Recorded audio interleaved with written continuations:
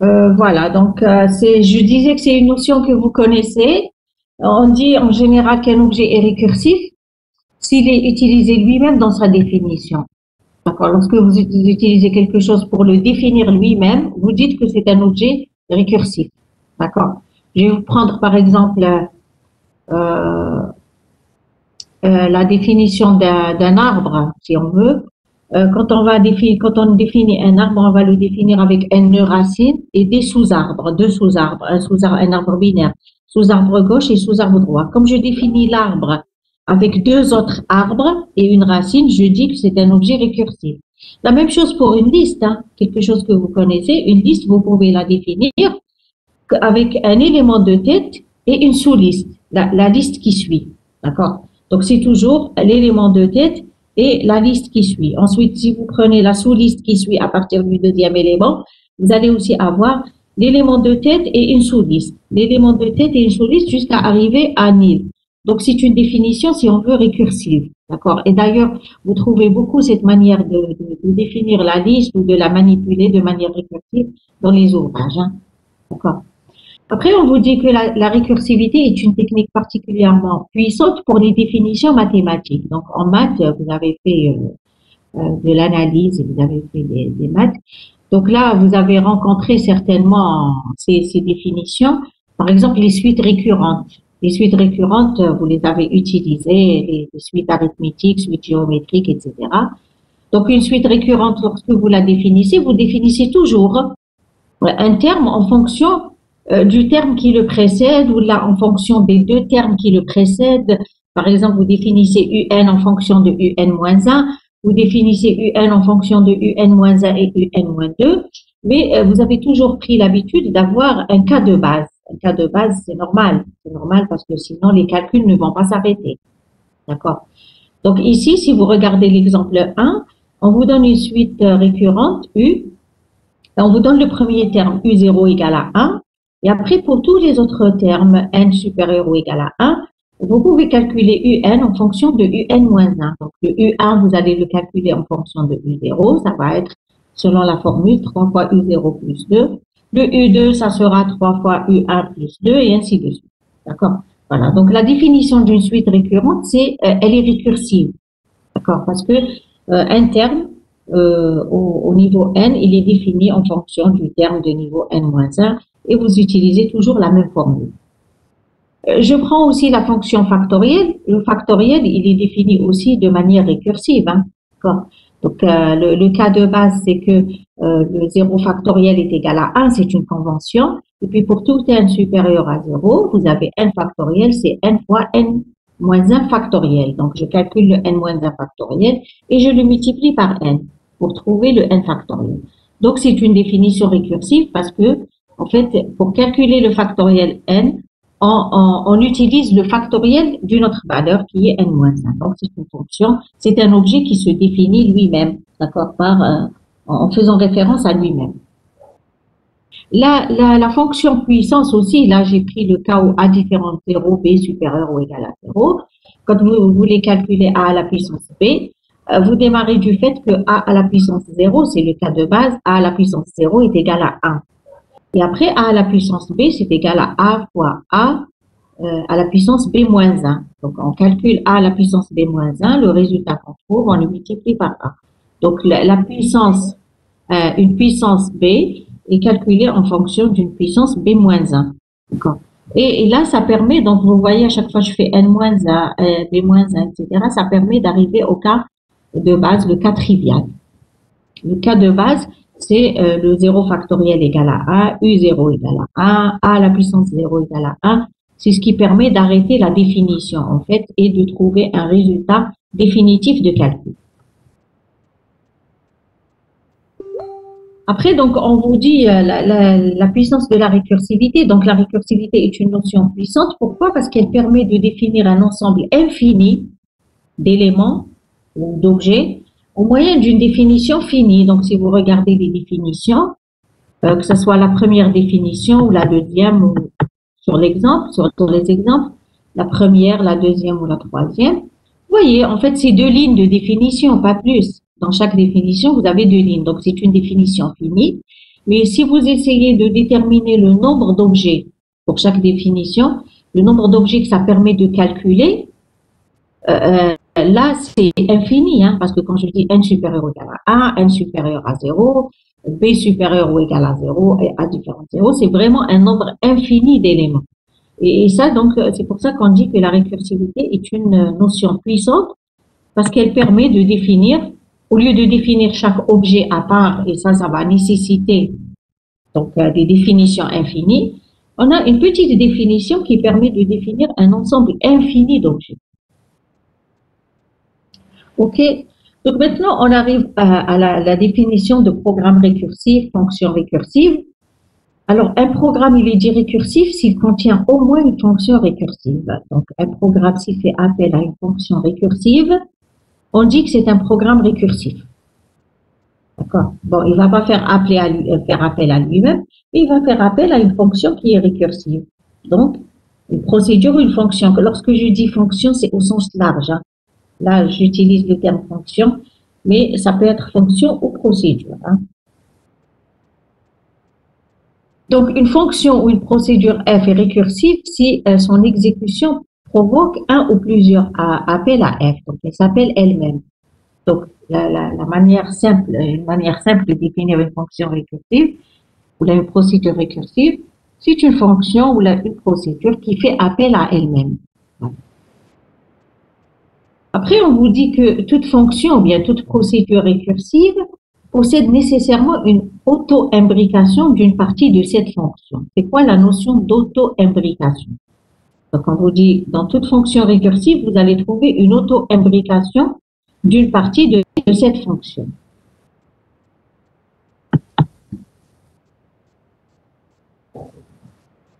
Bon, qu'est-ce que ça veut dire auto-imbrication? On essaye de vous expliquer ici. Donc, on vous dit, c'est le fait qu'une fonction peut s'appeler avant que sa première exécution ne soit terminée. Et la deuxième exécution peut appeler encore la fonction pour une troisième exécution avant que la deuxième exécution ne se termine. Et donc ça va donner différents niveaux d'appels. Et ça va être des appels imbriqués. Parce qu'il y a un appel qui n'est pas terminé alors qu'on a provoqué le prochain appel. L'appel du niveau 1 n'est pas terminé, on a provoqué l'appel du niveau 2. L'appel du niveau 2 n'est pas terminé, on a provoqué l'appel du niveau 3. D'accord? Si vous voyez sur le schéma, vous avez une fonction f.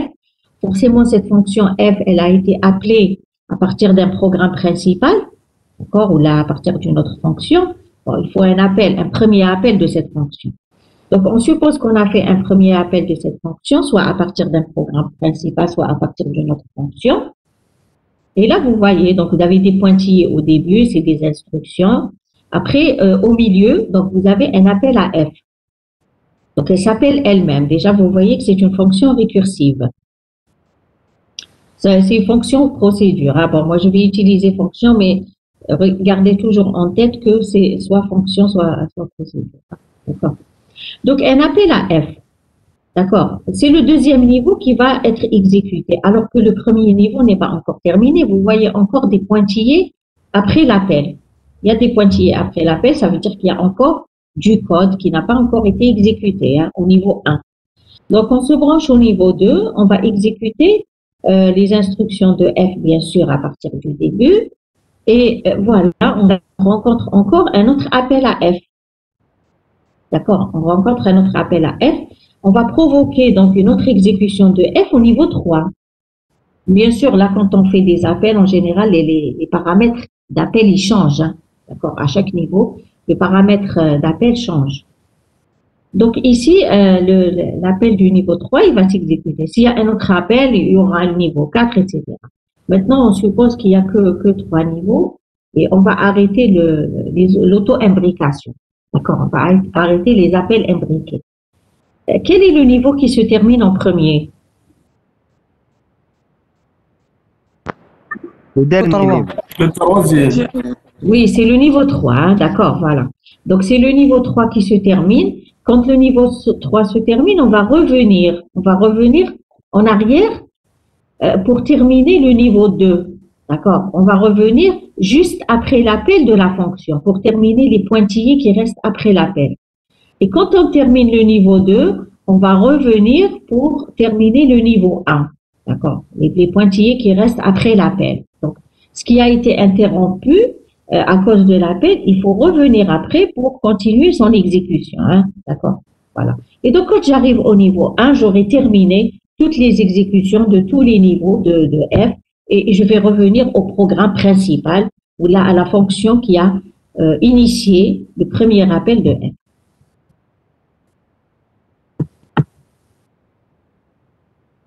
Voilà, donc là, c'est ce qu'on disait, des remarques.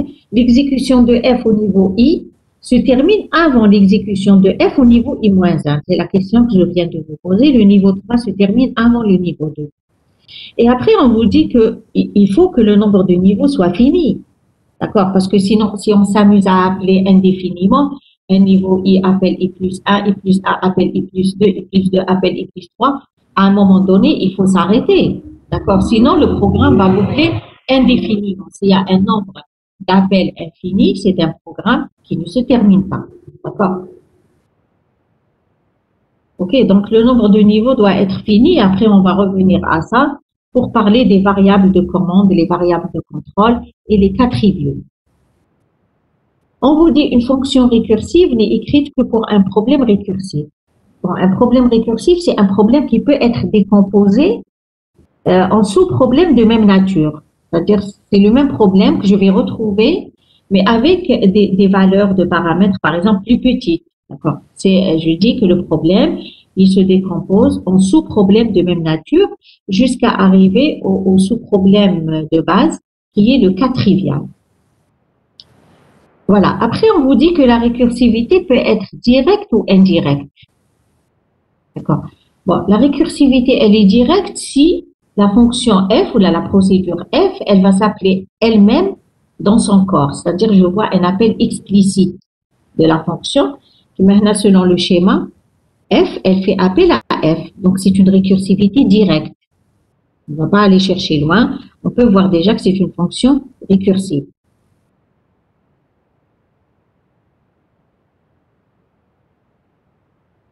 Voilà, donc là, on vous dit une fonction est dite récursive directement ou bien récursive simplement si elle fait appel à elle-même explicitement, directement, c'est-à-dire dans le corps de la fonction f ou là, dans la procédure p, vous allez trouver un appel à p ou là un appel à f. Là, ça se voit très clairement de manière syntaxique. Bon, après, on vous dit récursivité indirecte veut dire quoi? Une fonction est dite récursive indirectement, ou alors on parle de récursivité croisée. Si elle s'appelle, mais pas directement, elle va s'appeler par le biais d'une autre fonction. D'accord? Une fonction f peut être récursive, mais elle ne va pas s'appeler directement dans son corps. D'accord? Si vous voyez le schéma en bas, ça illustre la récursivité indirecte ou bien la récursivité croisée.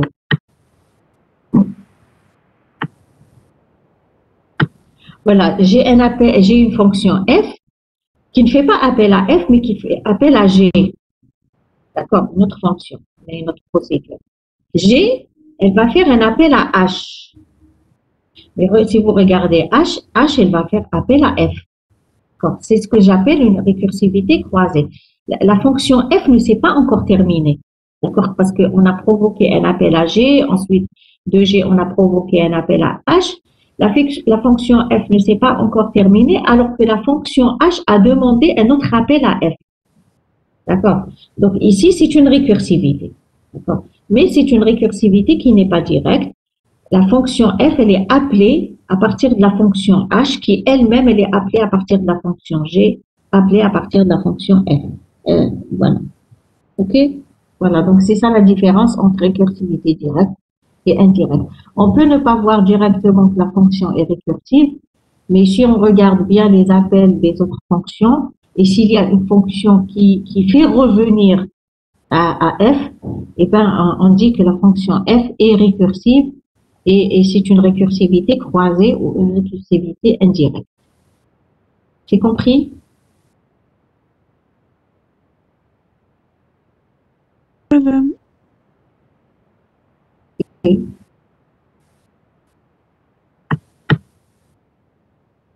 Bon, maintenant, on revient au nombre d'appels qui doit être fini. Tout à l'heure, on a dit il faut que le nombre d'appels soit fini. D'accord? Sinon, on va boucler indéfiniment, on va faire des appels infinis et le programme ne rendra jamais de résultat.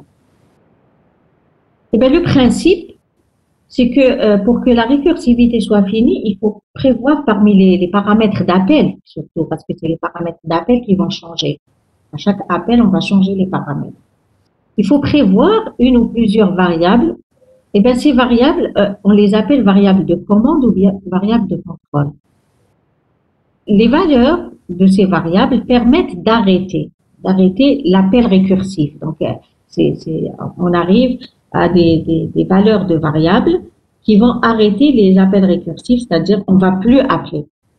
Et si on n'appelle plus, on va effectuer des retours, et on va terminer. À un moment donné, une fois qu'on aura fait tous les retours, le programme va se terminer. D'accord? Donc, on vous dit que dans toute fonction récursive, il faut une ou plusieurs variables de commande, ou bien une ou plusieurs variables de contrôle qui permettent d'arrêter les appels récursifs. D'accord? Selon la valeur de la variable ou des variables, on va arrêter les appels récursifs à un niveau i donné. D'accord? Bon. L'appel peut s'arrêter à un niveau 3, il peut s'arrêter au niveau 6, il peut s'arrêter au niveau 10, mais l'essentiel, à un moment donné, il va s'arrêter. Et là, donc, les variables de contrôle, on va les utiliser pour définir ce qu'on appelle des conditions d'arrêt. Donc, dans toute fonction récursive, il faut une ou plusieurs conditions d'arrêt. On nous donne juste un schéma ici en bas. Donc, une fonction f, j'ai des instructions. Et après, donc, si conditions, donc on pose toujours une condition. Si condition, on fait un certain bloc d'instructions. On l'appelle action 1. Et on vous dit que action 1 ne contient pas d'appel récursif. Donc, au moment où la condition devient vraie, d'après ce schéma, au moment où la condition devient vraie, j'appelle plus. D'accord? Et donc, c'est bon, ça permet d'arrêter les appels récursifs. Sinon, à chaque fois que la condition n'est pas vraie, je vais à action 2. À chaque fois que je fais un appel à f et que la condition n'est pas vraie, je vais faire le sinon, action 2. Et on vous dit que action 2 contient des appels récursifs. D'accord? Donc, si je vais dans action 2, c'est sûr qu'il faut encore une exécution de f. Je vais encore à action 2, c'est sûr qu'il faut une autre exécution de f et ainsi de suite. À un moment donné, à un niveau 10 par exemple, ou 12, un niveau i quelconque, je vais trouver que la condition est vraie. Donc, condition vraie, alors il faut aller à action 1. Action 1 ne va pas provoquer d'appel récursif parce qu'elle ne contient pas d'appel récursif. Et là, c'est bon. Donc, j'ai bien conçu ma solution de manière à arrêter l'auto-imbrication, à arrêter les appels récursifs. D'accord?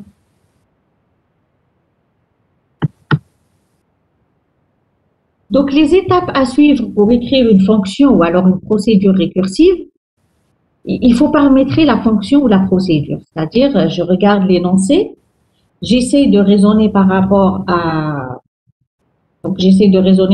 la solution. C'est sûr que pour la plupart du temps, je vais trouver une forme itérative. Itérative, ça veut dire une forme qui n'est pas récursive. Je vais trouver une forme itérative qui est simple à écrire, mais moi, je cherche à écrire une fonction récursive. Donc, je vais regarder, donc, je vais raisonner par rapport à la solution récursive et je me dis qu'il me faut une ou plusieurs variables de contrôle ou de commande, qu'on appelle des variables de commande. Et bien, quand je définis ces variables de commande, les variables de commande vont me dire que pour telle valeur, voilà, il y a un cas trivial, d'accord, un cas de base. Le cas de base, c'est un cas qui donne directement un résultat, qui ne nécessite pas d'appel récursif. Donc, il donne directement un résultat ou bien tout simplement, il arrête les appels récursifs. D'accord? Si vous regardez l'exemple, le premier exemple qu'on a vu, la fonction factorielle, lorsque j'arrive à n égale à 0, c'est un cas trivial.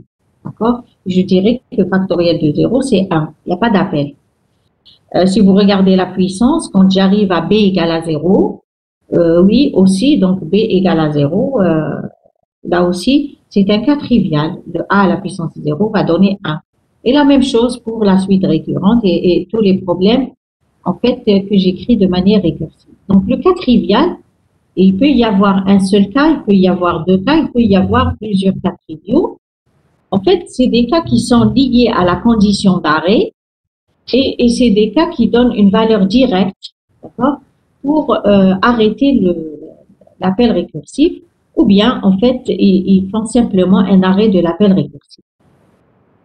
Donc, une fois que je définis donc mes variables de commande, les cas triviaux, il peut y avoir un ou plusieurs. Et mon problème, je vais le décomposer donc en sous-problèmes de même nature. Ça veut dire que je vais dire comment il faut traiter donc le problème global. Après, au niveau 2, c'est un sous-problème, mais avec des variables, des valeurs de variables plus petites. Au cas 3, c'est le même problème, mais avec des valeurs de variables encore plus petites, etc., de manière à me ramener au cas trivial. D'accord?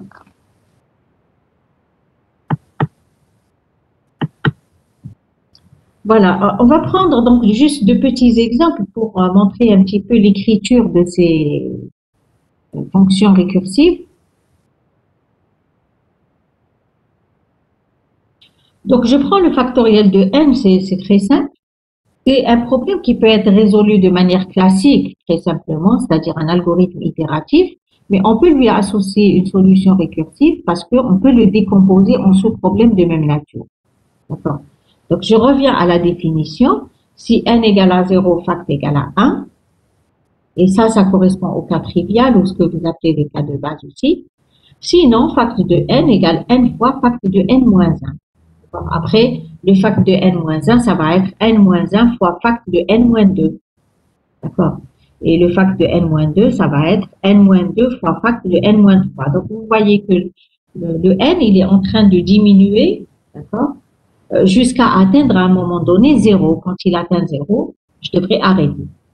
Donc, ici, dans ce cas précis, ma variable de commande ou de contrôle, c'est n. Je n'ai pas d'autre variable de toute manière. Voilà, donc j'écris ma fonction en fact.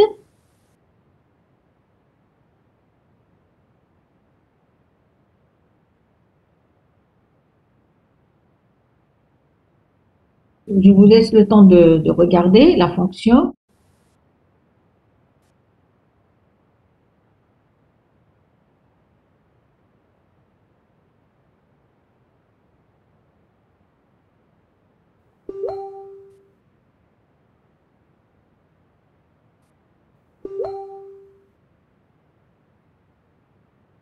Donc voilà, toujours quand vous écrivez une fonction récursive, essayez de commencer par les cas de base. Hein. D'accord. Commencez toujours par trouver la condition pour arrêter l'appel récursif. Donc il peut y avoir une condition ou deux conditions, etc. Donc là, si n égale 0, alors retournez 1, parce que le factoriel de 0, c'est 1. Sinon, retournez n fois fact de n-1. D'accord. Donc, il faut appeler fact de n-1, le multiplier par n et retourner ce résultat. D'accord. Retourner n fois fact de n-1. Si vous voulez l'écrire en langage C, c'est très simple aussi, donc ça se rejoint. Long fact if n égale à 0, return 1, s return n fois fact de n-1. Donc, c'est tout simple, c'est direct. Hein.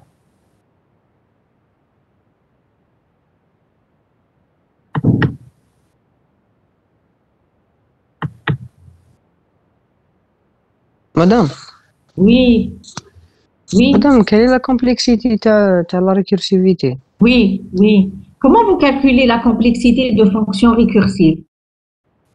C'est pas Madame, parce qu'à chaque fois, je roule un ينقص. Oui. Oui, oui, Anna, c'est sûr qu'il va diminuer, bien sûr. Non, c'est pas un Madame. factoriel. Non, non. Madame, pas ماشي du tout. log de 1. Non, non, non. Non, non. Non, c'est pas n fois n, non. Compte de n, madame. C'est comme une boucle. Il faut voir le nombre d'appels de la fonction. Donc, pour une fonction récursive, pour calculer la complexité d'une fonction récursive, il faut raisonner par rapport au nombre d'appels. Voilà. Parce que chaque niveau, il va comporter un certain nombre d'instructions, d'accord? Mais il y a un appel. D'accord, donc il faut raisonner en nombre d'appels. Ça va donner un grand taux de n comme la fonction itérative. Hein. Voilà.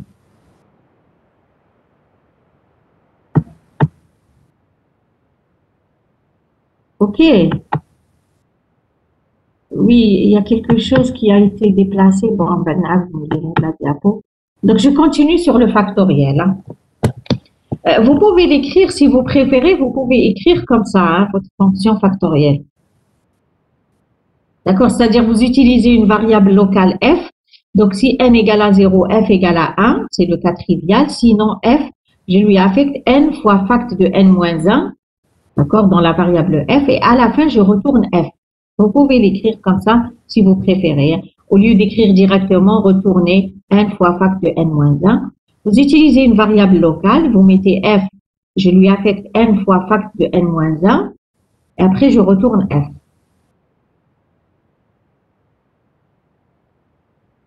La même chose en langage C, si vous voulez, ça peut se faire de la même manière.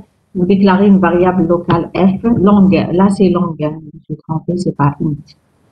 Bon, j'ai mis longue parce que les valeurs du factoriel augmentent vite. Ok, voilà. Voilà. Maintenant, si je dois dérouler cette fonction pour n égale à 4. Bon, vous regardez, par exemple, dans une fonction main ou un programme principal, on a appelé fact de 4.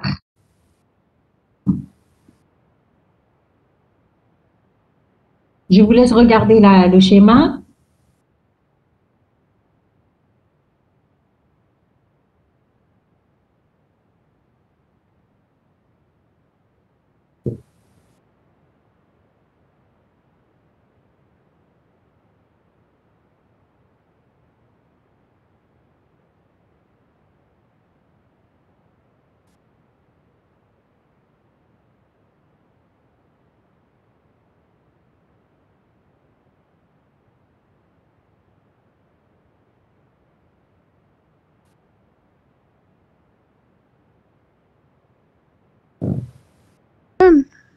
Oui, oui. Dans ce cas, ici, on peut changer le cas trivial. Au lieu que ce soit n égale à 0, on peut mettre n égale à 1. Oui. Et on s'arrête à... Non, non, écoute, tu vas pas mettre si n égale à 1, parce que si on te donne 0, ta fonction ne peut pas répondre. Hein. Ah, d'accord. Tu ne vas pas remplacer. Tu peux mettre si n égale à 0 ou n égale à 1. Tu mets un ou. D'accord, mais il ne faut pas écarter le 0 parce que si on te donne n égale à 0, ta fonction ne répond pas. Donc ici, tu peux mettre si n égale à 0 ou n égale à 1, alors f égale à 1. Oui, oui, bien sûr. Merci. D'accord, donc moi j'ai gardé la fonction telle qu'elle et donc je suis arrivée jusqu'au 0, mais bien sûr, vous pouvez avoir pour n égale à 0 ou n égale à 1, vous vous arrêtez. Hein. Donc ici, on appelle fact de 4. D'accord? On va regarder si n égale à 0. Donc, on va exécuter bêtement la fonction. Si n égale à 0, non. On va passer, donc, on va appeler fact de 3. D'accord? On va pas appeler fact de 3. Mais il faut avoir le résultat de fact 3 pour multiplier par combien?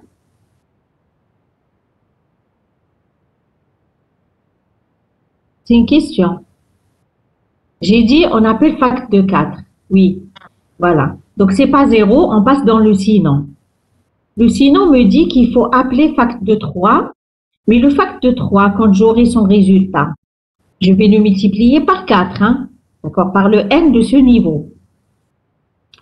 Je vais appeler fact de 3. D'accord. Est-ce que n égale 0? Non, 3 n'est pas égal à 0. Je vais encore passer dans le sinon. D'accord. Et là, je vais appeler fact de 2. Mais fact de 2, cette fois-ci, je vais le multiplier par 3. D'accord, par le n de ce niveau. Fact de 2, il va encore provoquer un appel. Donc, ce n'est pas 0, c'est n fois fact de 1. Mais fact de 1, une fois que je l'aurai calculé, il faut revenir pour le multiplier par 2. Donc, le n, il faut garder toujours le n du niveau, en fait, le bon n, la bonne valeur de n, correspondant au niveau i. Voilà, c'est ce qu'on fait. Donc, on appelle fact de 4. Mais on n'a pas encore de résultat pour fact de 4. Fact de 4 a provoqué un appel à fact de 3. Et on n'a pas encore de résultat de fact de 3. On appelle fact de 2. On n'a pas encore de résultat. Parce que fact de 2 va appeler fact de 1 et ainsi de suite. Donc, quand on arrive à fact de 0, le résultat de fact de 0, c'est 1. Donc, on va commencer à retourner les résultats. Donc, on retourne 1. Mais le fact de 1, c'est 1 fois le fact de n-1, c'est-à-dire 1 fois le fact de 0. Donc, c'est à ce moment, c'est au moment du retour que je fais la multiplication. 1 fois fact de 0, ça donne 1. Et je reviens au niveau 2, parce que c'est le niveau 2, en fait, c'est le niveau fact de 2 qui a provoqué le fact de 1. D'accord? Je reviens, j'ai le résultat de fact de 1 qui est égal à 1, je vais le multiplier par 2. D'accord? Et ça va me donner 2. Ce 2, c'est pas encore fini parce qu'il faut revenir pour le multiplier par 3 parce que j'avais 3 fois fact de 2, mais j'attendais à avoir le résultat de fact de 2 pour faire la multiplication par 3. Et je reviens. Donc, je vais avoir 6. 6, je reviens. Fact de 3, c'est 6. Je vais le multiplier par 4, le premier niveau. D'accord? Et là, je vais avoir la valeur 24 que je vais retourner au programme appelant, le premier programme appelant, le niveau 0. D'accord? Donc là, vous remarquez, à chaque fois, il y avait des appels imbriqués. Au moment où j'ai commencé à rendre des résultats, il fallait revenir pour faire la multiplication. Hein, ça, c'est important. Je ne pouvais pas faire la multiplication avant d'avoir le retour ou le résultat de fact de n-1. Tant que je n'ai pas ce résultat, je ne peux pas multiplier. D'accord? Donc, la multiplication, je la fais au retour. Bon, d'abord, il faut remarquer que l'ordre des appels se fait niveau 1, niveau 2, niveau 3, niveau 4, niveau 5, mais l'ordre des retours, il se fait en inverse. Le niveau 5 vers le niveau 4, vers le niveau 3, vers le niveau 2 et vers le niveau 1 qui va rendre le dernier résultat. D'accord? Ça, c'est important. Les retours se font dans l'ordre inverse des appels. Et c'est pour ça que le compilateur, pour gérer toutes ces valeurs, parce que où est-ce qu'on va trouver le 4, le 3, le 2, le 1, etc. Où est-ce qu'on va trouver ces valeurs? Où est-ce qu'on peut savoir où est-ce qu'il faut revenir pour terminer les instructions? Et là, le compilateur, il va gérer une pile. Il va sauvegarder dans une pile. Voilà. Pourquoi? Parce que la pile, c'est la structure la plus adéquate parce qu'elle sauvegarde dans un sens et elle permet de récupérer dans le sens inverse. C'est la structure LIFO. OK? Et ça, on va le voir dans le prochain point, le fonctionnement de la récursivité. Comment fonctionne la récursivité? Vous allez voir comment est gérée la pile. Par rapport à la pile, Amazouz, tu n'as pas compris la pile? Ou quoi?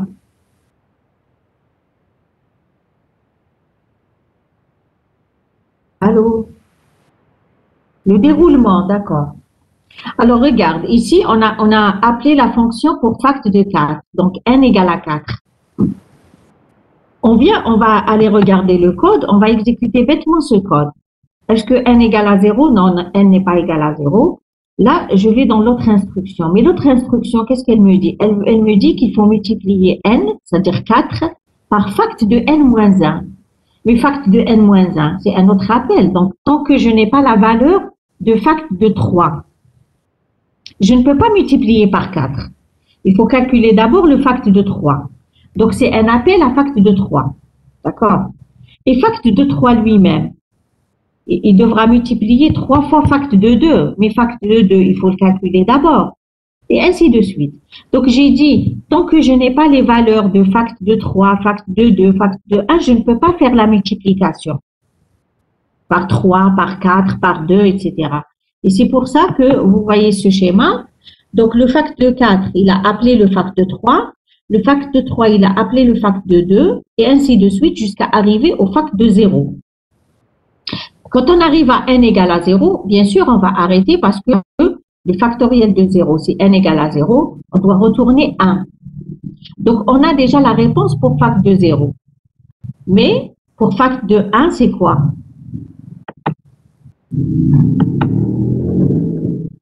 le fact de 1, c'est 1 fois fact de 0. D'accord? Si tu regardes le sinon, c'est 1 fois fact de 0. Voilà.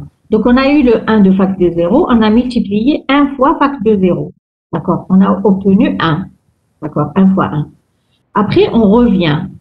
Parce que le fact de 1 qu'on vient de calculer, il faut le multiplier par 2. Donc, 2 fois 1, ça va nous donner 2. Mais ce fact de 2, j'en ai besoin pour calculer le fact de 3. Donc, 3 fois fact de 2. D'accord? 3 fois 2, ça va donner 6. Et je suis en train de revenir en arrière. Fact de 4 aussi, il avait besoin de fact de 3 pour terminer le calcul. Le fact de 3, il a donné 6. Je vais renvoyer ce 6, d'accord? Et je vais le multiplier par 4, parce que fact de 4, on a dit, c'est n fois fact de 3. D'accord? C'est 4 fois fact de 3. Quand on arrive au dernier niveau, on a terminé, ça y est, on a notre valeur. Le résultat, c'est 24. Ce que je voulais vous dire ici, c'est qu'il fallait remarquer que le niveau 1, le main, il a provoqué le niveau 1 a appelé le niveau 2, le niveau 3, le niveau 4, ensuite le niveau 5. Mais au retour, qu'est-ce qu'on a fait? On a fait l'inverse. On est revenu du niveau 5 vers le niveau 4, du niveau 4 vers le niveau 3 et du niveau 2 vers le niveau 2 et du niveau 2 vers le niveau 1. D'accord? Donc, les appels se font dans un sens, les retours se font dans l'ordre inverse. On revient en arrière, on inverse. D'accord? Et c'est pour ça, bon, j'ai anticipé un peu, je vous ai dit, pour sauvegarder les données nécessaires au retour, le compilateur, il utilise une pile. Pourquoi la pile? Parce que la pile, elle sauvegarde les éléments 1, 2, 3. Quand on veut les récupérer, on les récupère 3, 2, 1. On les récupère dans le sens inverse.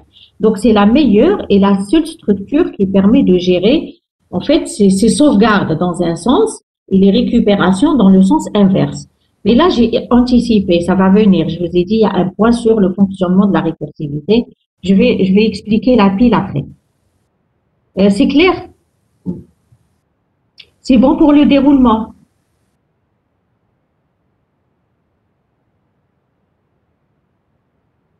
Allô? C'est bon pour le déroulement? Ok.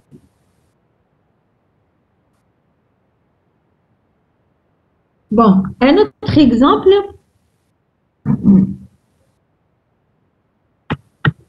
D'accord? Donc, un autre exemple, le mot palindrome. Donc, vérifier si un mot est palindrome. Bon, vous savez comment vérifier le mot palindrome comme radar, L, etc.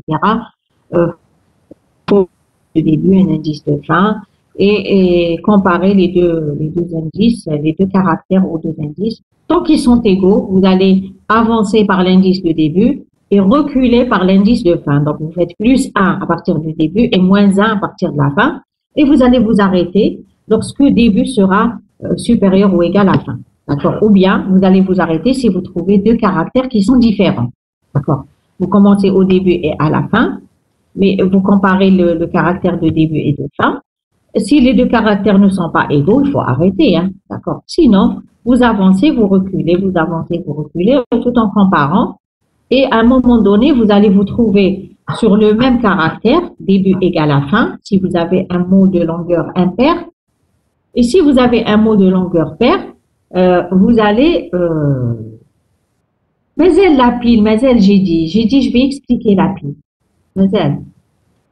Donc là, voilà, donc on va revenir, on va avancer d'un côté et revenir de l'autre. Donc ici, on utilise deux variables de commande. Les variables de commande, c'est début et fin parce que la condition d'arrêt, je vais la faire sur les valeurs de début et fin. Donc, début est un indice qui parcourt le mot de gauche à droite et la deuxième variable, l'indice de fin, dans le sens inverse, c'est-à-dire de droite à gauche. Alors, les cas triviaux. Si début supérieur ou égal à fin, ça veut dire bon, début et fin vont se croiser ou là ils vont se retrouver sur le même caractère. Arrêt, le mot est palindrome. C'est un des cas triviaux où il faut retourner vrai. Donc c'est une fonction booléenne. Hein. Maintenant, j'ai un autre cas trivial où il faut arrêter. C'est quand? Si M de début est 10 deux caractères que je suis en train de comparer, à partir du début et de la fin, ne sont pas égaux. Si les deux caractères ne sont pas égaux, c'est aussi un cas trivial. Il faut arrêter. Mais là, c'est pour retourner faux. Le mot n'est pas palindrome. Maintenant, la condition qui va contrôler la fonction de manière récursive, si m de début égale m de fin, si les deux caractères de début et de fin sont égaux, il faut reprendre, il faut rappeler la fonction avec le sous-mot, si on veut. C'est le sous-mot. Hein. J'enlève un caractère début, un caractère de la fin, et je rappelle avec début plus 1 et fin moins 1. Bon, donc, je vais rappeler avec le sous-mot moins les deux caractères de début et de fin. Et je vais refaire une chose. Au bas, je vais encore appeler un autre sous-mot plus petit, d'accord, en enlevant le caractère de début et le caractère de fin. Quand je mets début plus 1 et fin moins 1, c'est comme si j'avais écarté le caractère de début et le caractère de fin. Et ainsi de suite. À un moment donné, c'est sûr que je vais arriver à un des cas qui va se avec un problème avec la fonction palindre. Vous regardez la solution, s'il vous plaît.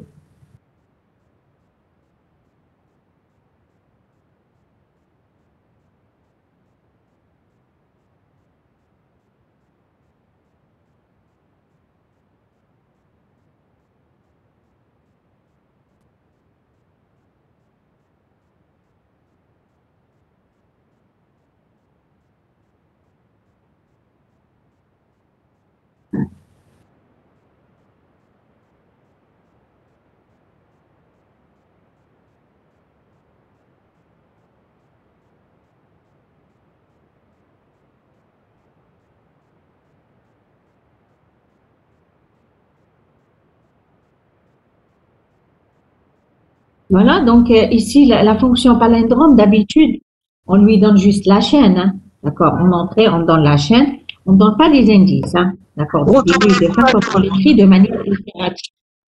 Allô? Oui? Oui? Je retourner faux, madame. Non, retourner vrai. Si tu as un croisement entre début et fin, ça veut dire que tu as avancé, avancé, avancé. Bon, avancer début plus 1 et reculer avec moins 1. Et tu vas te retrouver sur début et fin croisés. Hein. Début ou sur le même caractère. Non, retourner vrai. Tu retournes faux lorsque tu trouves M de début différent de M de fin. Tu trouves deux caractères différents, tu vas retourner faux. Mais sinon, si tu avances d'un côté, tu recules de l'autre, c'est égal, tu vas avancer, tu vas reculer, c'est égal, tu vas avancer, tu vas reculer, c'est égal. À un moment donné, tu vas avoir début supérieur à fin ou le début égal à fin. Ça veut dire que même. D'accord, voilà.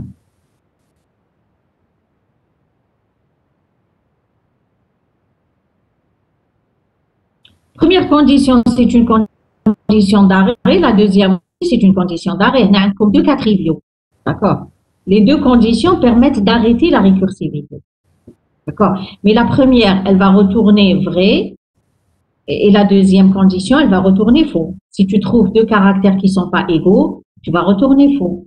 Si tu ne trouves pas deux caractères qui ne sont pas égaux, mais tu as un croisement où les deux indices sur le même caractère, tu vas retourner vrai. Ton mot est palindrome. Bon, moi, je voulais juste faire la remarque sur le fait que, avec la fonction récursive, avec la fonction itérative, ce que vous avez l'habitude d'écrire pour le palindrome, très simple, vous faites passer juste le mot en entrée et vous récupérez un booléen, un vrai ou faux.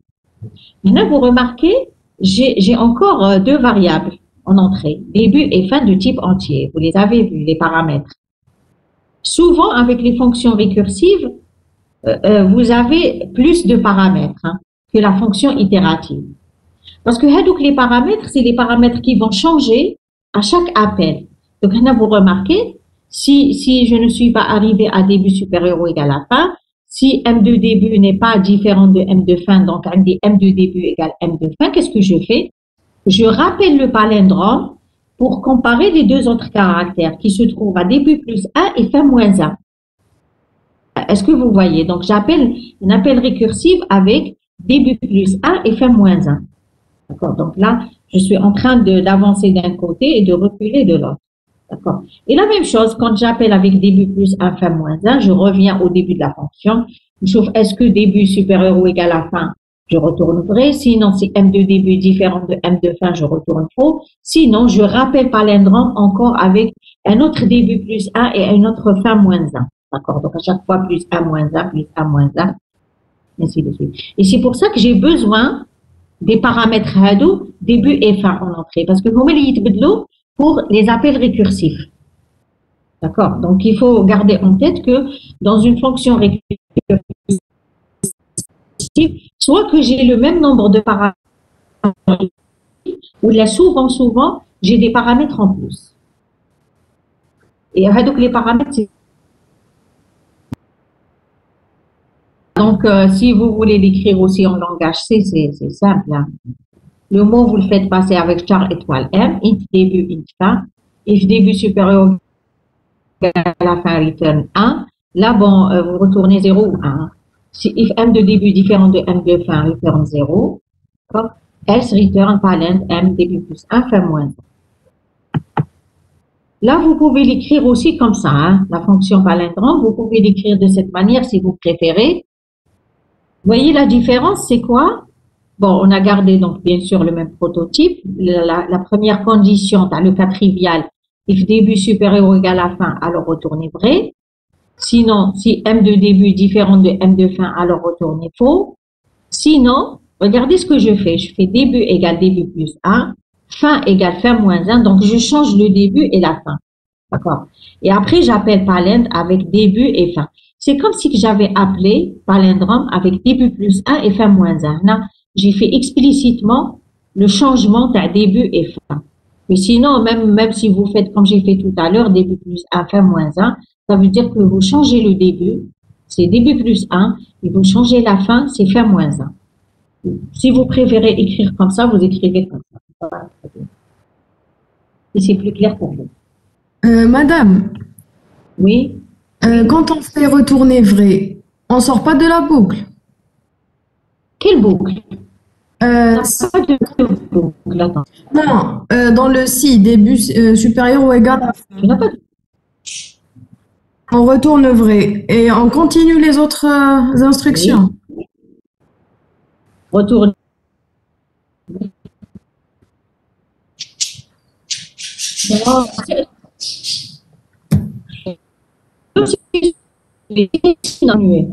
C'est un signe en tu sors. Quand vous faites retourner vrai, c'est une sortie.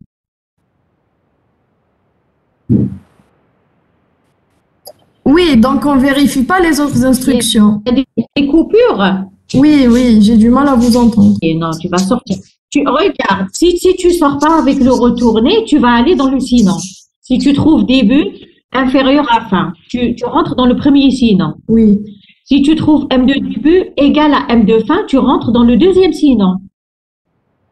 oui, j'ai compris. Voilà, mais si la condition est vraie, tu vas sortir aussitôt. Hein. D'accord. Un D'accord, return, il te fait sortir. D'accord, madame, merci. OK, donc là, c'est clair pour la fonction.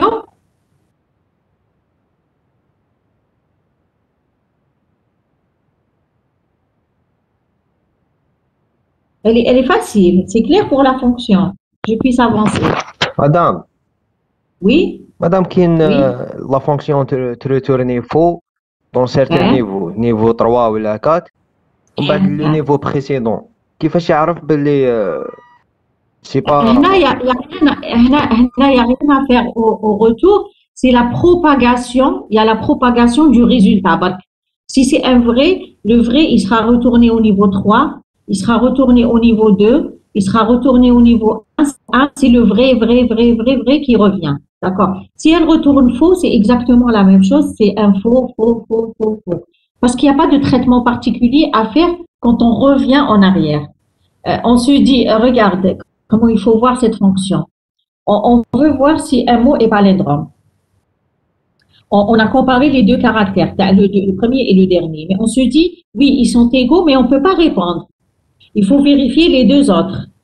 On trouve ils sont égaux, oui, mais on ne peut pas répondre. Il faut attendre la réponse du niveau suivant. Et ainsi de suite. Donc, le dernier niveau qui va retourner, il va le retourner vers tous les autres niveaux qui attendaient ce retour. Les autres niveaux, ils ne vont attendre que le retour vrai ou la faux. D'accord? Et le vrai en cours de route, il ne peut pas se transformer en faux. Le faux ne peut pas se transformer en vrai. D'accord? C'est un vrai qui sera propagé tout le long des retours. Donc, on a l'algorithme, bon, écrire, donner le mot, donc on lit M, début, on lui affecte au début. Donc, il faut savoir que au début égale à 0 et fin égale longueur de M moins 1. D'accord? Voilà. Donc, vous placez à la fin. Après, si palindrome M, début, fin égale à vrai, le mot est palindrome, sinon le mot n'est pas palindrome. Il faut toujours, dans une fonction récursive, il faut savoir les premières valeurs des paramètres. D'accord? Et les dernières valeurs, vous les connaîtrez dans les conditions. Donc, regardez le déroulement pour le mot L, qui est un mot palindrome.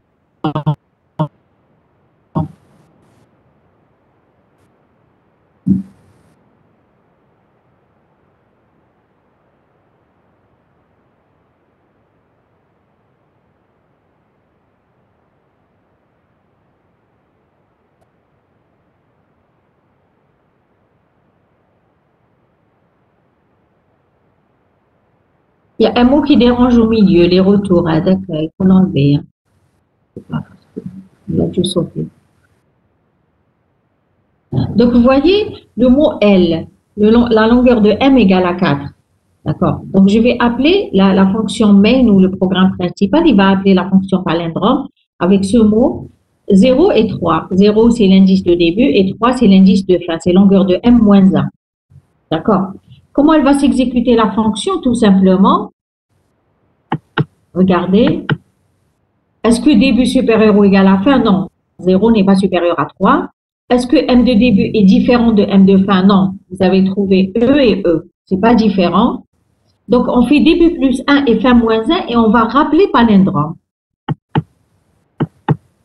Voilà, donc c'est ce qu'on fait. M de 0 égale M de 3. On va rappeler palindrome avec 0 plus 1 et 3 moins 1. D'accord? Donc, on va appeler palindrome avec N2. OK? Donc, c'est un autre appel. Palindrome avec M, N2. Est-ce que M de 1 égale M de 2? Oui, on va trouver que M de 1, c'est L. C'est le L, la lettre L. Et l'autre lettre, c'est L aussi. Donc, on va trouver que M de 1 égale M de 2. Et on va alors appeler avec 1 plus 1 et 2 moins 1. D'accord? Début plus 1 et fin moins 1. Donc, ça va donner 2 et 1. D'accord? Au lieu de 1, 2, ça va donner 2 et 1.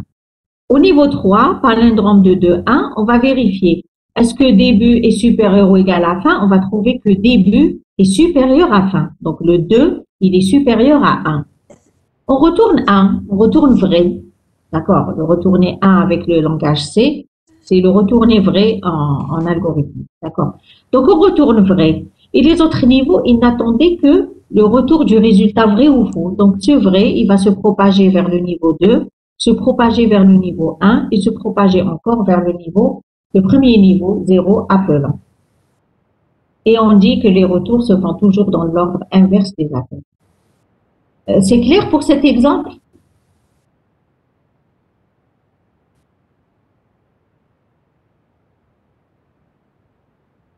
Voilà. Donc, le cas où vous allez retourner faux, à un moment donné, vous allez trouver M de début différent de M de fin. D'accord? Par exemple, M de 4 différent de M de 7 ou là. D'accord? Différent. Qu'est-ce que vous allez faire? Vous allez retourner faux et le faux, il va se... Donc, vous allez arrêter les appels récursifs et vous allez retourner vers tous les niveaux précédents. Vous allez retourner le faux. Il n'y a rien à faire au retour, sauf un retour de résultat, vrai ou faux. Tout à l'heure, il y avait quelque chose à faire. Il y avait la multiplication par 3, par 4, par 2, etc. Vous avez compris les deux exemples, s'il vous plaît? C'est bon? Oui, d'accord.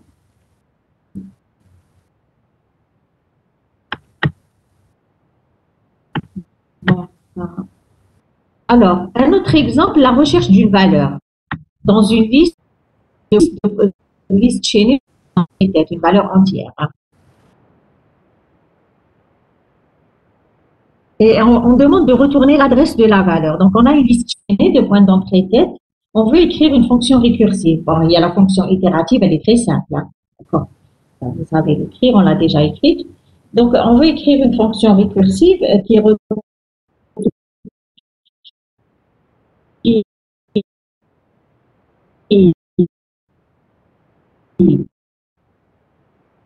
qui dit que si la valeur existe, et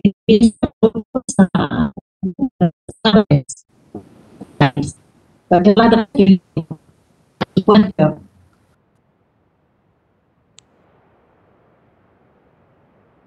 Il y a des coupures chez tout le monde. Madame. Ah, donc voilà, parfois il y a des problèmes de... Je ne sais pas, je vais voir si je peux utiliser une autre connexion. ちょっとエロい。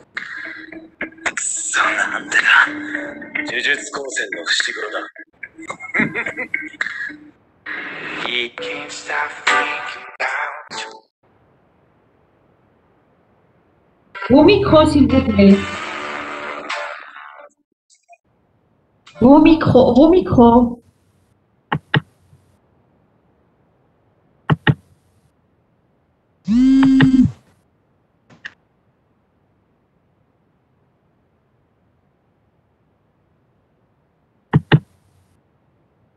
Bon, je vais voir si je peux utiliser une autre connexion.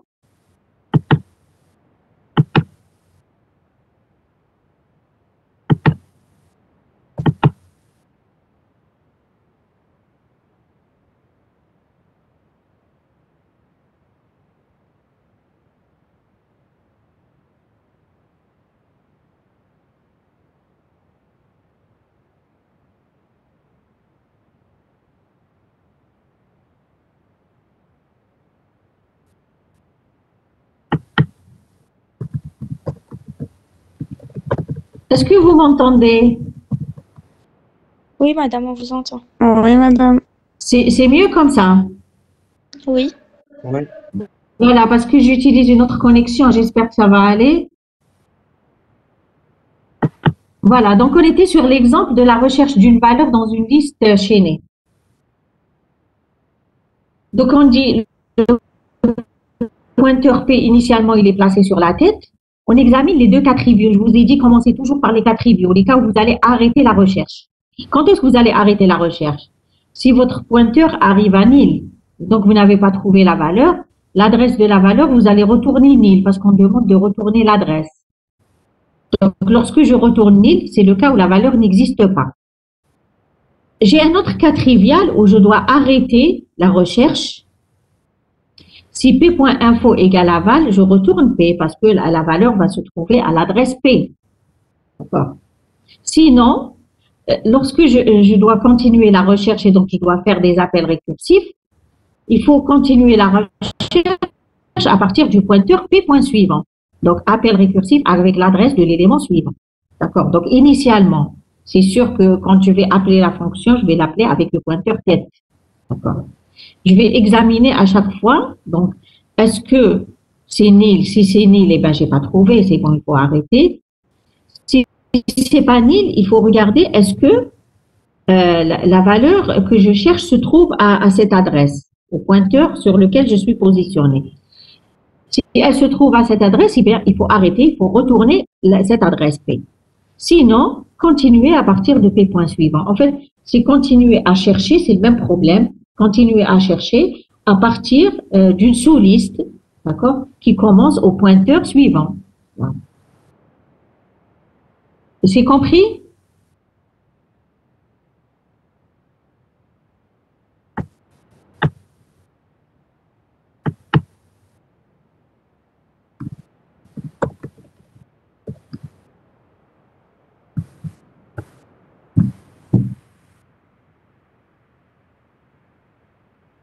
La récursivité, c'est que tu vas relancer la recherche, tu vas relancer la recherche à partir de P point suivant. D'accord? Tu cherches à partir de P. Tu n'as pas trouvé au niveau de P. À chaque fois, tu avances et tu relances ta recherche à partir du pointeur suivant. À un moment donné, à ton point égal à Val et tu vas arrêter, ou là, tu vas tomber sur P égale à nil et tu vas arrêter aussi.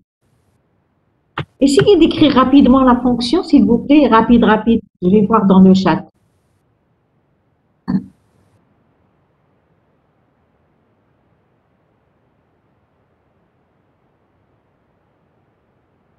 Non, pas retourner vrai, parce qu'on te demande de retourner l'adresse. Si c'est égal, tu retournes P. Je l'ai bien écrit dans la méthode ici. Tu retournes nil ou alors tu retournes P.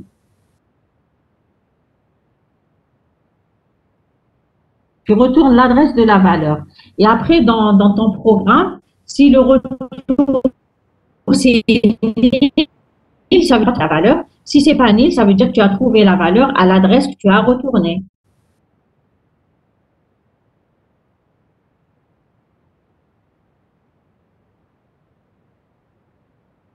Vous avez entendu, j'attends le petit programme, la fonction récursive. Hein. Vous m'écrivez, vous l'envoyez dans le chat.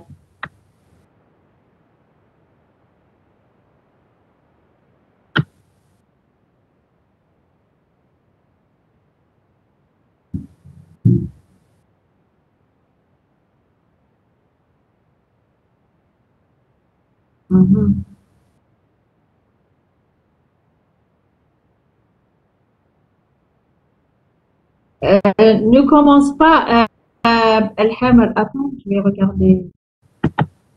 Je ne vois pas tout.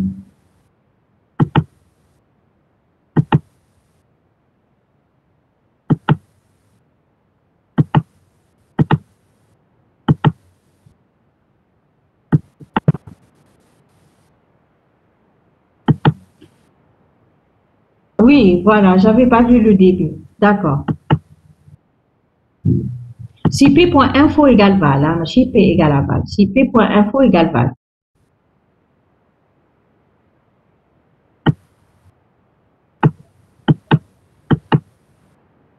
Pas retourner vrai, retourner P.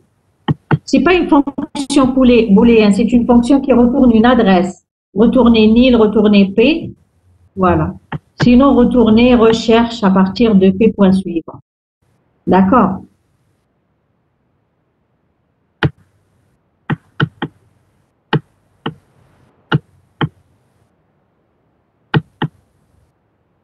Il faut bien lire les questions. Hein.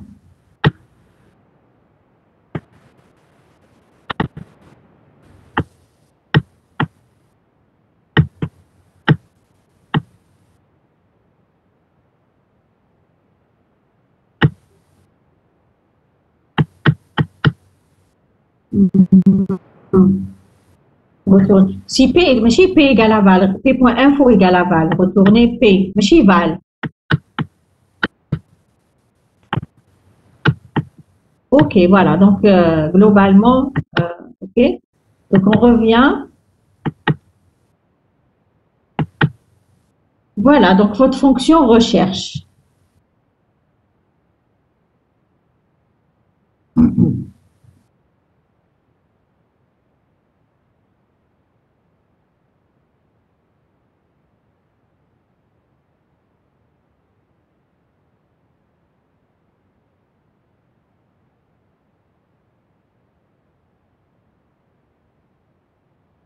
C'est pas vrai ou faux, c'est pas une fonction booléenne, c'est une fonction qui retourne une adresse.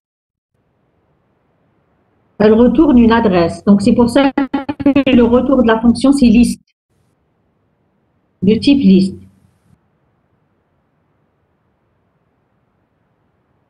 Oui, voilà. Recherche P point suivant, virgule, val. Il faut ajouter val, Dali. Il faut ajouter le deuxième paramètre, val. Donc là, la fonction, elle a deux paramètres, un pointeur P de la liste et la valeur val, et elle retourne liste. Donc si P égale à nil, alors retournez nil. Sinon, si P.info égale aval, alors, bon, c'est le si, c'est pas le i. Hein. Si P.info égale aval, alors retournez P. Sinon, retournez recherche, P point suivant et val. Donc là, c'est un appel récursif. Et là, on pourrait écrire comme tout à l'heure, P point suivant, retournez recherche, P val. C'est-à-dire, je change le pointeur vers le suivant et j'appelle la recherche avec P val. D'accord. OK? Donc là, c'est important, vous placez le nil d'abord. Hein. La condition sur le nil. Vous ne pouvez pas commencer par P.info égale val. Vous commencez par P égale à nil. Il faut être sûr que P n'est pas égal à nil pour vérifier que P.info égale à val. Sinon, si P égale à nil, ça n'a aucun sens de dire nil.info. Hein. Parfois, les conditions, il faut faire attention comment les placer. Hein. Voilà, donc si P égale à nil, on retourne nil. On n'a pas trouvé. Si P.info égale val, on retourne P. On a trouvé la valeur à l'adresse P. Sinon, ce n'est pas nil, mais on n'a pas encore trouvé. Il faut relancer la recherche à partir du suivant. C'est clair?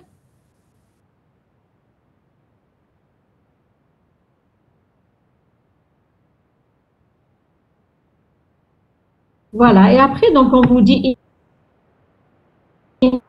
initialement, parce qu'il faut toujours vous poser la question, quelles sont les premières valeurs de mes paramètres. D'accord. Initialement, P égale action avec recherche tête val, bien liste val, et appel à l'enquête qui vont aujourd'hui.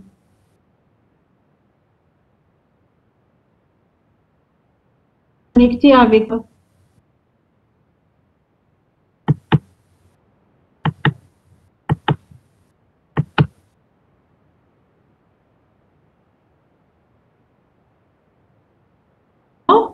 allô? Ça se coupe toujours, madame. Donc, à terre, ça se coupe. Ça se coupe encore? C'est bon. Et voilà, donc c'est la connexion qui n'est pas stable aujourd'hui. Hein. C'est dommage. OK, donc je répète, là, j'ai dit, la fonction doit retourner un pointeur. C'est l'adresse de la valeur. Donc, elle est du type liste. Si P égale à nil, vous retournez nil. Si P.info égale val, vous retournez P parce que votre valeur se trouve à l'adresse P. Sinon, vous retournez, vous rappelez votre fonction avec le pointeur suivant et la même valeur val. Vous la cherchez plus loin. D'accord. Donc, j'ai dit que là, le positionnement des conditions. Vous m'entendez? Je ne suis pas en train de parler toute seule. Non, D'accord. Donc, ici, les conditions, là, il faut d'abord commencer par le nil. Hein. Là, c'est impératif parce que si vous commencez par P.info, il se peut que P soit déjà égal à nil. Nil.info n'a pas de sens. Donc, il faut vous assurer d'abord que P, c'est pas nil pour tester le P.info. Hein. C'est normal. Bon, ensuite, Madame. il faut toujours vous poser la question, par quoi je vais commencer l'appel? La première valeur de mes paramètres, les premières valeurs des paramètres. Là, initialement, on commence avec P égale à tête et on rappelle donc on appelle la première fois avec tête val, la deuxième fois avec le suivant de tête, la troisième fois avec le suivant du suivant de tête et ainsi de suite. Oui, oui. Madame, si P flash info égale val, alors retournez P. Sinon, recherche P flash suivant val, mais je retourner recherche. Là, là. Retourner recherche. Parce que c'est Madame, recherche ما وش بيها؟ madame ما نقدروش Ça veut dire retourner نعيط لها. et retourner ce que retourne la fonction recherche avec P point suivant.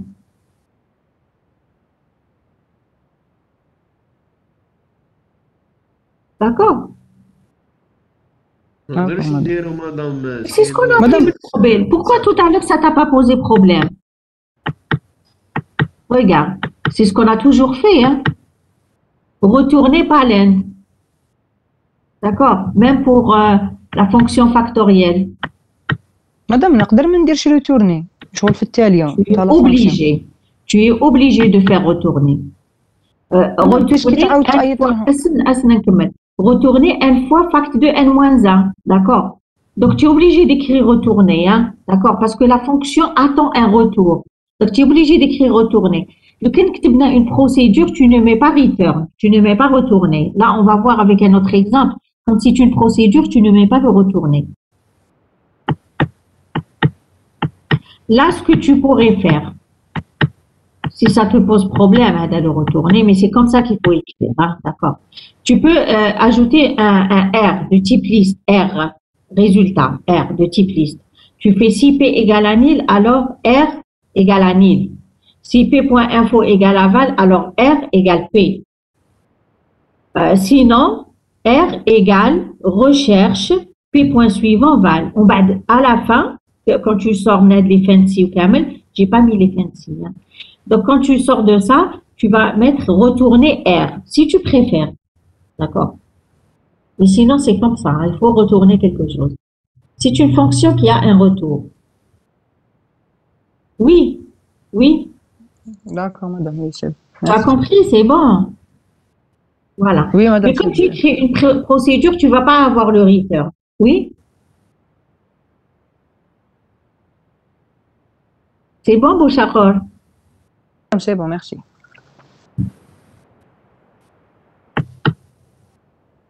Bon, maintenant pour le fonctionnement de la récursivité, on se pose comme ça des questions, on se dit, voilà, on a des appels imbriqués, bon, il y a aussi de petites fonctions, vu de Hagdaya, vous pouvez voir le déroulement, vous pouvez, c'est facile, vous déroulez, vous avez des résultats. Mais en réalité, les programmes récursifs, ils sont pas aussi simples que ça. Hein. Donc d'ailleurs, les programmes, les solutions récursives sont écrits pour des problèmes où la fonction itérative, elle est compliquée, ou elle peut pas s'écrire, d'accord? Elle est pas simple à écrire, d'accord? Et donc, il faut écrire une fonction récursive. En général, c'est des fonctions assez compliquées, hein, d'accord? Et puis, par exemple, pour les jeux, en fait, que vous trouvez sur Internet, les programmes de jeux, c'est des programmes récursifs, hein. Pratiquement tous, c'est des programmes récursifs. Donc, ils sont écrits avec des programmes récursifs ou la définition récursive. Et il faut savoir que c'est compliqué. Et pour le fonctionnement de la récursivité, il faut pas voir les petits exemples où je sais que n égale à 4, je passe au niveau suivant, n égale à 2, je fais un retour, je fais la multiplication, parce que les programmes sont petits, donc visiblement, c'est très clair. Mais en fait, il faut comprendre le principe de fonctionnement de la récursivité, comment est-ce que le compilateur se comporte face à un programme récursif.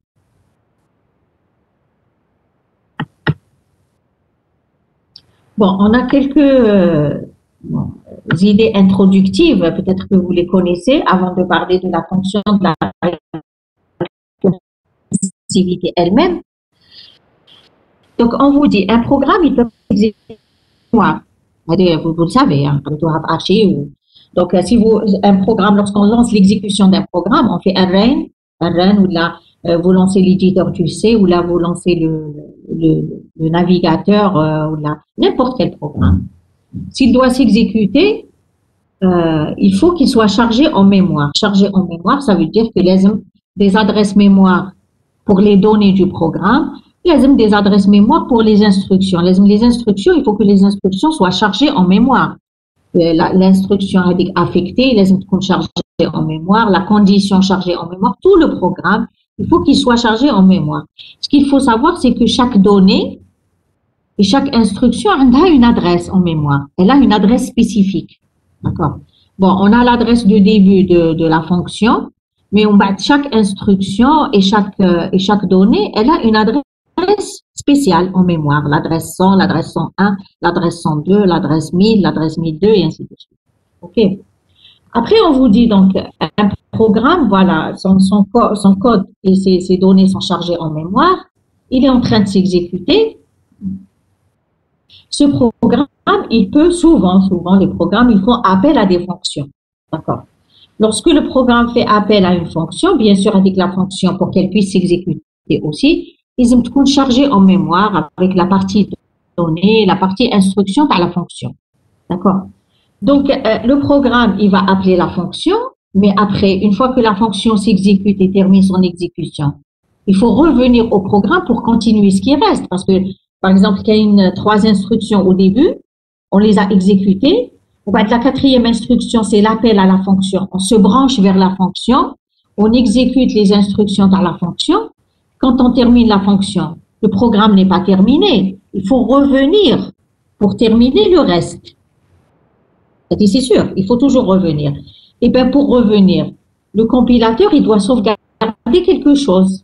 Il doit sauvegarder une adresse de retour pour qu'il sache à quelle instruction il doit revenir pour continuer l'exécution. Il doit sauvegarder aussi des valeurs de paramètres, des valeurs de variables locales, parce que quand il revient de la fonction, il doit continuer les exécutions de ces instructions avec les bonnes valeurs de variables, les bonnes valeurs de paramètres et ainsi de suite. Donc, il doit sauvegarder ceci. Donc, le compilateur va se charger de sauvegarder l'adresse de retour, les valeurs des paramètres, les valeurs des variables locales au programme et ainsi de suite. Le même principe, il est appliqué lorsque une fonction f appelle une fonction g, même si c'est un appel entre fonctions ou là, entre procédures, fonctions, etc. Il faut sauvegarder toujours l'adresse de retour à la fonction qui ne s'est pas encore terminée. Où est-ce qu'il faut revenir quand on aura terminé la fonction g? Quelles sont les valeurs des variables avec lesquelles il faut continuer l'exécution, etc.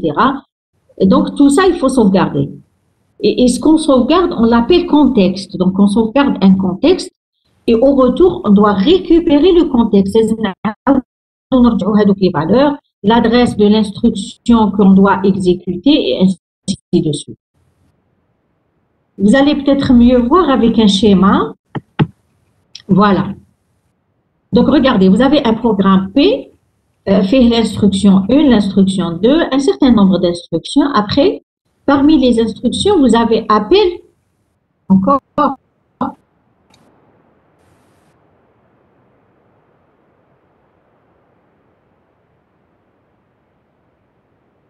Ça se coupe encore? Oui, madame. Vous n'avez pas entendu ce que je disais? Pas du tout. Madame, ça fait pas longtemps que ça s'est coupé. Et pourquoi vous m'avez pas dit? Alors j'étais en train de parler toute seule. Madame, on a entendu, Donc, mais avec des qui coupures. entendent, d'autres qui n'entendent pas, donc c'est un problème. Ça fait à peine 1 minute, c'est tout. Genre. D'accord. Donc ici, je vais expliquer sur le schéma. Regardez, vous avez un programme P qui appelle une fonction f. Et même la 4G n'est pas bonne. Le Wi-Fi n'est pas bon, la 4G n'est pas bonne.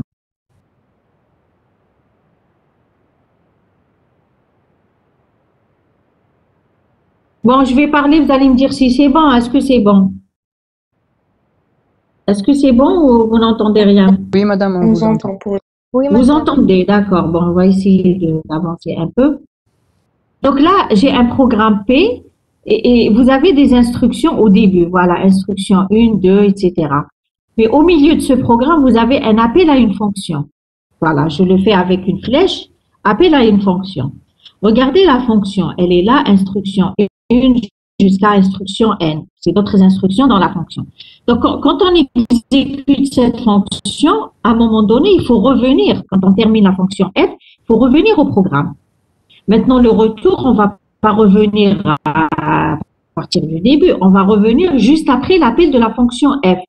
On va revenir à l'instruction 5, on va l'instruction 6, etc. Tout ce qui reste du programme, il faut le terminer.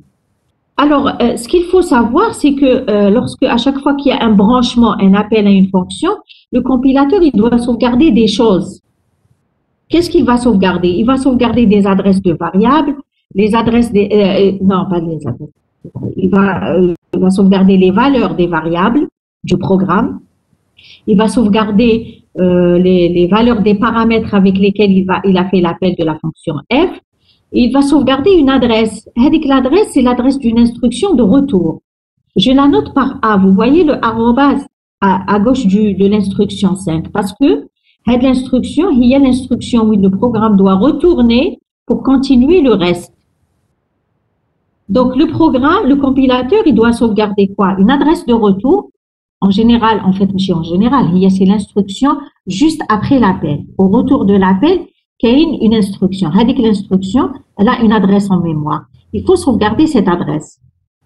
Sauvegarder les valeurs des variables et des paramètres, etc. Comme ça, le programme, quand il va revenir pour exécuter le reste, l'instruction 5, l'instruction 6, etc., il doit continuer l'exécution avec des valeurs correctes de variables.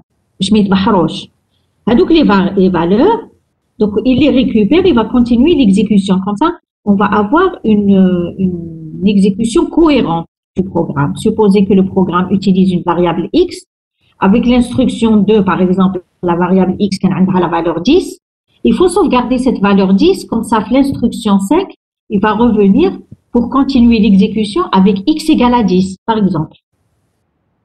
La même chose, c'est le même scénario pour une fonction g et une fonction f. Si une fonction g appelle une fonction f, la fonction g et la fonction f va s'exécuter jusqu'au bout. Au retour, il faut retourner après l'appel de f. Après l'appel de f, cette fois-ci, c'est l'instruction 9 dans la fonction g, donc c'est une autre adresse.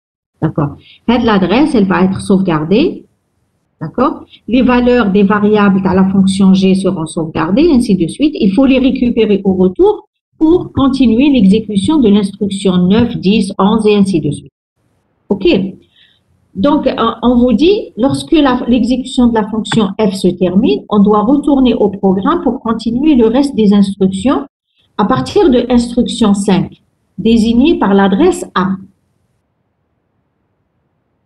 Et comment on peut savoir que hadihi est l'instruction? On se dit, avant de se brancher à la fonction f, avant d'exécuter l'appel, le compilateur sauvegarde l'adresse de retour et les variables du programme P. Donc, il sauvegarde tout, un contexte. D'accord? Il se branche à la fonction f, il kemmelha. Quand il revient, il doit récupérer ce qu'il a sauvegardé pour continuer l'exécution du programme. C'est la même chose pour la fonction g qui appelle la fonction f. Le même principe est utilisé si une fonction appelle une autre fonction. Maintenant, s'il y a plusieurs appels imbriqués, c'est le cas des fonctions récursives, c'est aussi le même principe. À chaque fois que le compilateur doit se brancher pour exécuter un autre niveau, il doit sauvegarder le contexte du niveau actuel. Donc, il doit sauvegarder comme variable le niveau i. D'accord? Il doit sauvegarder l'adresse de retour où est-ce qu'il doit se brancher quand il va retourner l'exécution du niveau i. Et il se branche pour exécuter le niveau i plus 1. La même chose, il va le faire quand il doit se brancher au niveau i plus 2. Il sauvegarde i plus 1. D'accord? Donc, s'il y a plusieurs appels imbriqués, plusieurs contextes seront sauvegardés. Un contexte avec chaque appel, avant chaque appel. Et ces contextes, ils seront récupérés au moment des retours pour continuer les instructions restantes dans les fonctions, les procédures, ou le programme principal, ou l'essentiel, le programme qui a appelé. Là, on vous met en bleu qu'un contexte, c'est des variables locales, c'est des paramètres, plus une adresse de retour dans le programme appelant. D'accord, une adresse d'instruction.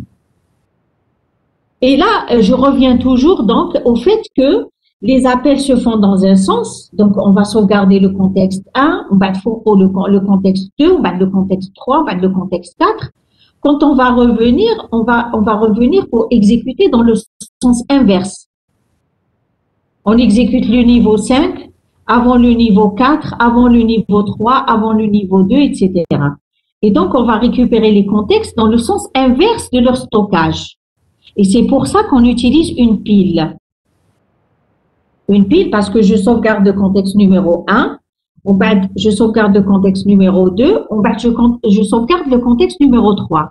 Quand je récupère, je suis obligé de récupérer le contexte numéro 3, ensuite le contexte numéro 2, ensuite le contexte numéro 1. Donc, je récupère dans le sens LIFO. Et c'est pour ça que le compilateur utilise une pile pour sauvegarder et récupérer. Sauvegarder, c'est empiler, et récupérer, c'est dépiler. Voilà, donc puisque les retours se font dans le sens inverse des appels, le dernier contexte empilé sera le premier dépilé, donc c'est l'ordre LIFO. Et donc, c'est pour ça qu'on utilise la pile. Est-ce que c'est compris pour le principe? Et c'est pas spécifique aux fonctions récursives. Hein. Pour n'importe quel programme qui appelle une fonction qui appelle une autre, etc., il y a des sauvegardes et dans une pile et les récupérations se font dans l'ordre inverse. Toujours.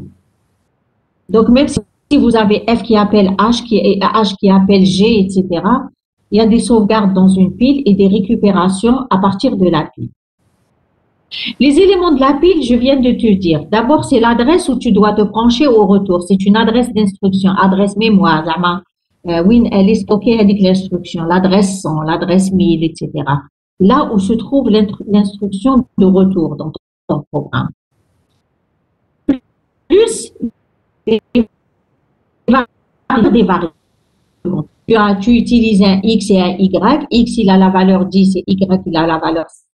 Donc, tu sauvegardes la valeur 10 et la valeur 5 pour Y, la valeur 10 pour X, la valeur 5 pour Y, une adresse pour... En fait, tu te branches, tu exécutes ta fonction et tu reviens. Quand tu vas retrouver la valeur X égale à 10, la valeur Y égale à 5, l'adresse de ton instruction et tu vas continuer l'exécution de ton programme. D'accord? Par exemple, si je reviens ici, hein, si je reviens rapidement donc à la fonction tout à l'heure, on avait fait le schéma.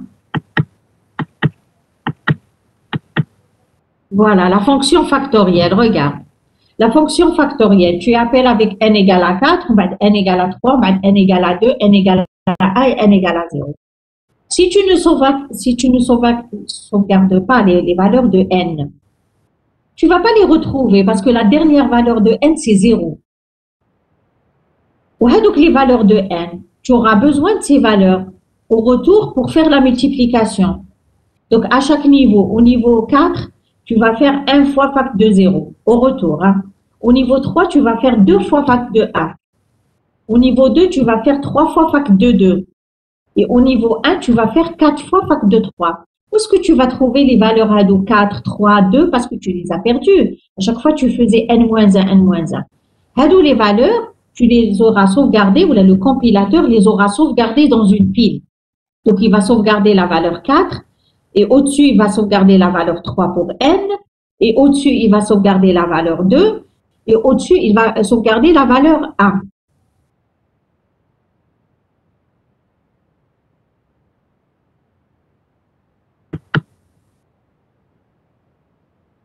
D'accord. Au-dessus, il va sauvegarder la valeur 1. D'accord. Et donc, il va les récupérer après. Il va les dépiler. À chaque fois qu'il dépile une valeur, il va faire la multiplication avec cette valeur. Il dépile une autre valeur, il va faire la multiplication avec l'autre valeur et ainsi de suite. OK? Voilà. Donc, on va faire après un exemple de déroulement pour cette partie.